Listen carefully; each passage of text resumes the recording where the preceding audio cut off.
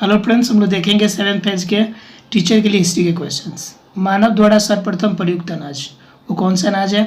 तो वह है चावल। अगर फसल की बात आती तो पहले फसल कौन हो जाती? जौ। ये याद रखेंगे आप लोग, ये इंपॉर्टेंट क्वेश्चन है। अगले क्वेश्चन की बात करेंगे तो कह रहा है गुर्जरों की किस शासक ने पराजित किया था?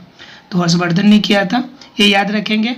ये क्वेश्चन हर्षवर्धन किस वंश के नेता थे, इसे आप कमेंट बॉक्स में जरूर बता सकते हैं हमें आप। उसके बाद कह रहा है गौतम बुद्ध द्वारा भिक्षुणी संघ की स्थापना कहाँ की गई थी? सबसे पहली बार गौतम बुद्ध ने भिक्षुणी संघ की स्थापना कहाँ की थी? तो इसका सही आंसर है आपका क्या? इसका सही आंसर है आपका कपिल वस्तु। कपिल वस्तु में सबसे पहली बार भिक्षुणी संघ की स्थापना गौतम बुद्ध के द्वारा की गई थी। और भिक्षुणी में प्रथम भिक्षुणी कौन था?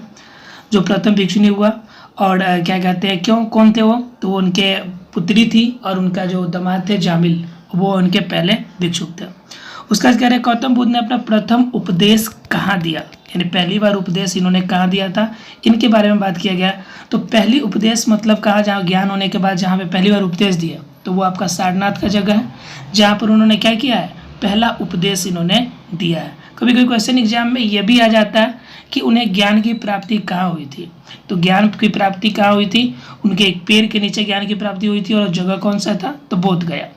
ठीक है, अगले क्वेश्चन की बात करें तो अगला क्वेश्चन आता है कि बौद्ध धर्म एवं जैन धर्म दोनों के उपदेश किससे शासनकाल में दिए गए?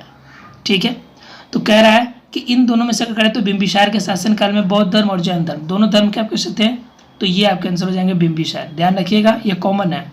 उसका कह रहा है कि महावीर की मृत्यु कहाँ हुई थी? महावीर की मृत्यु हुई कहाँ थी?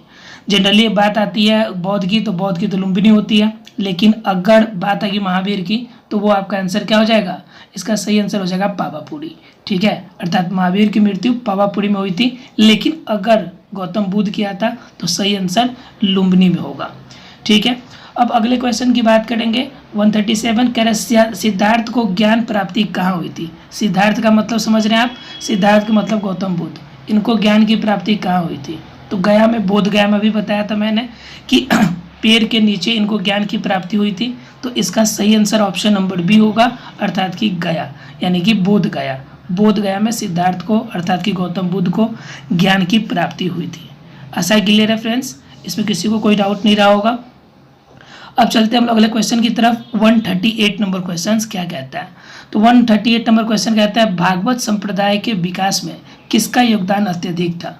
यानी कि भागवत संप्रदाय को बनाने में सबसे ज़्यादा योगदान किसका था?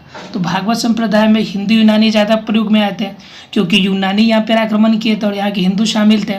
तो भागवत संप्रदाय की अगर बात की जाए तो सबसे बड़ा योगदान हमारा किसका होगा? हिंदू यूनानी का होगा। क्लियर है? अब 138 के बाद हम लोग चलेंगे अब 139 की तरफ। यानी इसमें हमने देख लिया कि हिंदू यूनानी के द्वारा क्या हुआ था, भागवत संप्रदाय की आपकी क्या हुई थी, विकास हुआ था। 139 नंबर क्वेश्चन कहता है महात्मा बुद्ध किस क्षेत्रीय कुल के थे?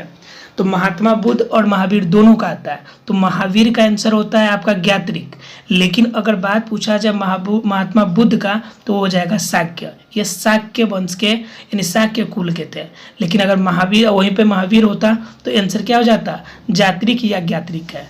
वो 140 नंबर क्वेश्चन कहता है निम्न में से प्राचीनतम राजवंश कौन सा है? यानी सबसे ज़्यादा प्राचीन कौन है, यानी सबसे पहले कौन सा राजवंश आया हुआ था? इन सभी में अगर देखा जाए कुषाण, मौर्य, गुप्त, कण्व, तो इनमें सबसे पुराना वंश हमारा इसमें कौन हो जाएगा? और वो वंश हो जाएगा मौर्य। मौर्य सबसे पुराने राजा, कुषाण, मौर्य, गुप्त में सबसे ज़्यादा पुराना है आपका मौर्य वंश। आशा क्लियर हो गया होगा फ्रेंड्स।